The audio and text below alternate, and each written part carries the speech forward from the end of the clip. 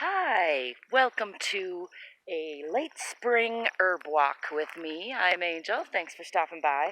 I'm up in the Colorado Rocky Mountains and it is mid to late. It's about mid-June and it's kind of a late spring type of year because we had a lot of snowfall this winter. So I thought I would just see if I can find half a dozen herbs that I know here on this hill in the early season, so everything's not in full bloom yet, which makes it sometimes trickier to find things. I do happen to know some of the things that are up here, and I want to help us all identify things even when they're not blooming. So, for example, this is bee balm. I can tell partly because of the smell. It has a very distinct, almost minty, but more like in fact, this is called bergamot sometimes, wild bergamot. It's not the citrusy kind of bergamot that you might be familiar with in your Earl Grey tea, but it has sort of a similar smell, which may be why it's sometimes called that. And bee balm has a square stalk like mint. It might even be in the mint family, I'm not sure. It has leaves that come in doubles along the stalk. The stalks are square like a mint stalk. If you know your mints, you know they are similarly square and they rotate. So the pairs of leaves, let me see if I can find a better sample. The pairs of leaves rotate around the square stalk. Another clue besides the smell, which is very distinct, and once you learn it, you would be hard pressed to miss it. I'm looking around for a stand with some old stalks. Here's one. So another way to tell, or another clue, would be old dried flower stalks from last year. This last year had a nice purple bee balm blossom on it. You can see they grow pretty tall up from these stalks. So again, it's early in the year, so they're just getting going here. So that's bee balm, aka bergamot. Makes an excellent tea. Makes a relaxing, It's much like mint. It's pleasant. I don't know of any super medicinal properties, although there may be some, and maybe if you know of any, you would share those in the comments. Right here in the same little stand is a wild rose bush. You can tell wild roses by sometimes they have roses on rose hips on them, but also this kind of classic rose petal, not the flower, but the leaves, and also there are stickers. Let's see if I can show you those kind of up close. Lots of stickers on wild roses, not big thorns like you might be used to on the hybrid roses that you see often in people's yards, but wild roses have lots of little thorns all over them, and a lot of times they'll have, they're usually pink. Sometimes I've seen them in almost white or in a yellow wild rose, and those make rose hips, which are high in vitamin C later in the year. Here's a nice bergamot stand with some standing stalks, you can see. So that would be a clue from a little bit of a distance for me to know there's bergamot here. There's a wild geranium, I believe that's what this is. You can tell by the shape of the leaves. Now, I could be wrong on that one, and if you happen to know I'm wrong, please do share. So here's some more stalk clues, which is mullein. The mullein is a perennial, so the first year it just grows in a little rosetta, and the second year it sends up these flower stalks. These aren't super tall ones, but about typical, and as you can see, maybe you can see there's no plant growing this year because these bloomed last year, so they're 2-year cycling herbs. Mullein is super helpful. It's sometimes called the toilet paper plant. It's one of the few safe big-leaved plants, and I will find some fresh that I'll show you. Here's one right here. So often there'll be some first-year plants growing where the second-year plants let off, and indeed, here's one here. You can see it grows in a nice rosetta. They're real super soft leaves.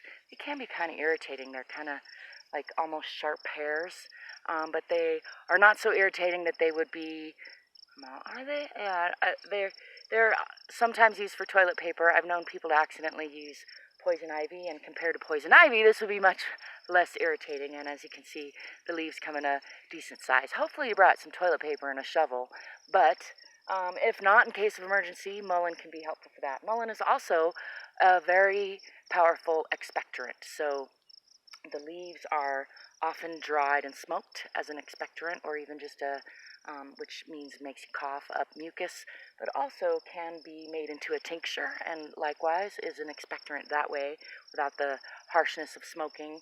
The flowers here's some more, on these dried stalks, later in the year, when the second year plants send up a stalk, these will be covered in little yellow flowers. Those yellow flowers are sometimes steeped in olive oil for ear infection medicine. They are soothing for inflammation and just classic ear medicine. I'm not even sure why, but I know that's in most of the books. Also used to be called torch plant because these stalks are kind of hardy, and you'd probably pick a nicer one than this, but you'd wrap cloth around it, dip it in wax, and then it'd make a useful torch for a while. Just some lore for that plant. Let's see. Here is some yarrow. Lots of baby yarrow here. You can tell yarrow because it's got these nice, like almost ferny, real soft ferny leaves, and it smells sort of like chamomile or apple-y a little bit. And yarrow is very useful to stop bleeding. It's a powerful astringent. You could chew it up and use it put it on a wound as a poultice, or you can make tea out of it. Here is a last year yarrow stalk. You can see the flowers grow in this, I forget what that's called, a pinnacle maybe, on the top. Sometimes they're bigger and bushier than that, but that gives you a good average example. And again, this is early spring, so those will be blooming later in the summer. I see lots more wild roses in here. I think there's some cleavers about. See if we can find some cleavers, which is an excellent blood purifier, or alterative as it's sometimes called. This stuff looks like cleavers, but it isn't cleavers. And I can tell, even though it looks like it, because doesn't have the classic cleavers feeling, which feels like a cat tongue.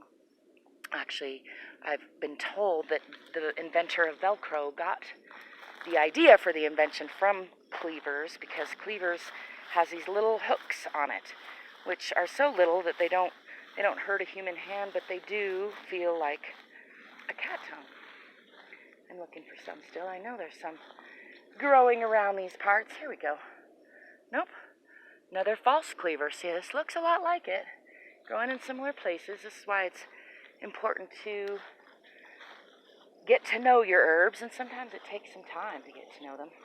I'm going to keep looking. I know I'll come across some more cleavers, but in the meantime, I'm not sure if these big leaf things are gentian, so I'm not going to show you those because I'm just not positive. I'm looking still for cleavers or anything else that I recognize.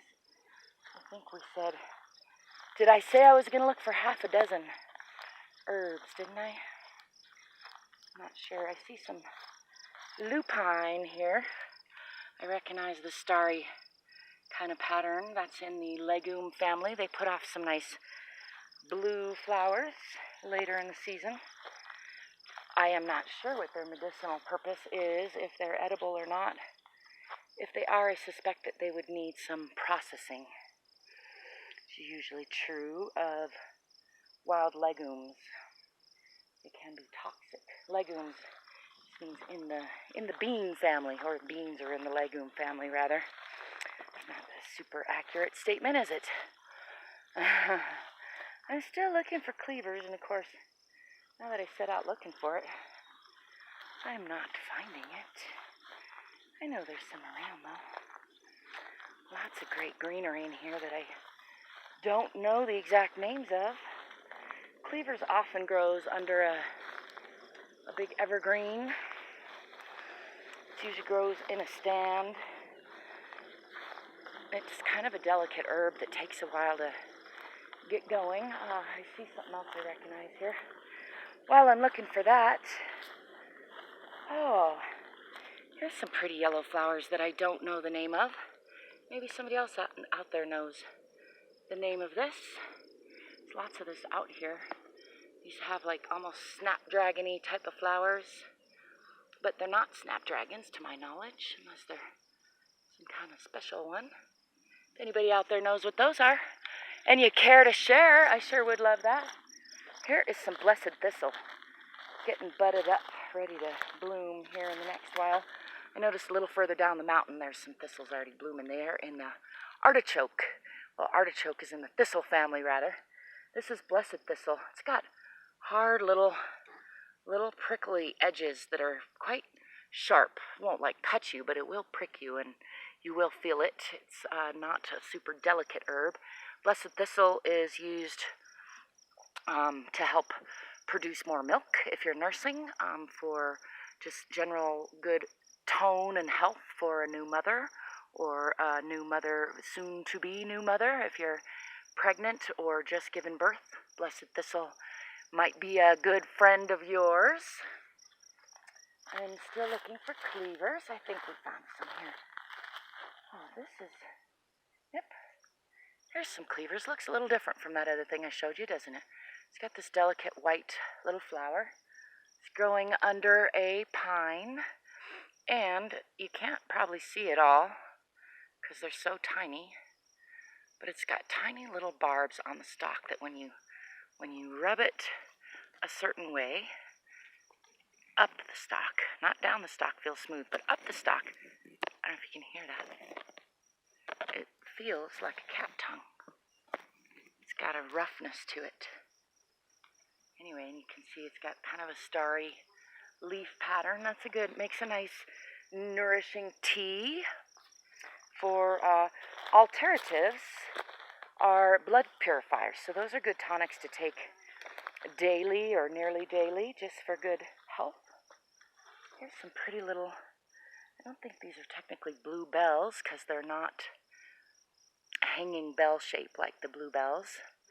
So again, if you know what these are, please do share. Let's see, did I get half a dozen identified yet? We got blessed thistle, cleavers, bee balm or bergamot. What else? Oh, wild rose. Let's see, I think there's some wild currants around here. There's a lot of these bushes around here. I don't actually see any berries on them, so I'm not 100% sure that I'm not misidentifying them. I would have to see berries on them to be certain. Oh, here's a juniper tree. You can tell by the juniper berries on this tree. There are cedar trees that look remarkably similar as well, but they don't, to my knowledge at least, cedars do not have berries on them. Otherwise, they look very similar to juniper. They smell very similar. That's often used just for the smell because it's very pleasant. You might find juniper incense. Juniper berries, I was told by an herbalist that during the plague, people held juniper berries in their mouth. They taste really bitter, so I'm not going to put them in my mouth. And you wouldn't want it. They're like super astringent, super bitter. So unless you had like, you're really trying to astringent your whole system, like maybe for dysentery or something serious, and if you didn't have any other medicine, you might try that. But it is just a really excellent antibacterial, antimicrobial, as are many trees. Trees survive very long by having oils in them that are resistant to a lot of bugs a lot of times. And so I was told that people would hold juniper berries in their mouths during the times of the plague to reduce the chances of catching the plague. I don't know if it was actually, if it actually worked or how much it worked, but I think in lieu of nothing else, I might try it, right? That's about 6, I think, isn't it? Let me see if I see anything else. These little flowers here, I keep wanting to say are wild columbines, but I'm not super sure if they are. See if we can see. They've got these kind of interesting leaves that don't really look like columbines, but the flowers do remind me of columbines. So again, if any of you out there know what these are and you care to share, help us all out, would you? Tell us what they are. As always, I wish you love and lightheartedness, adventures. You can find other ways of supporting me and contacting me in the description. Don't forget to love what you do what you love, play every day, and drive forward.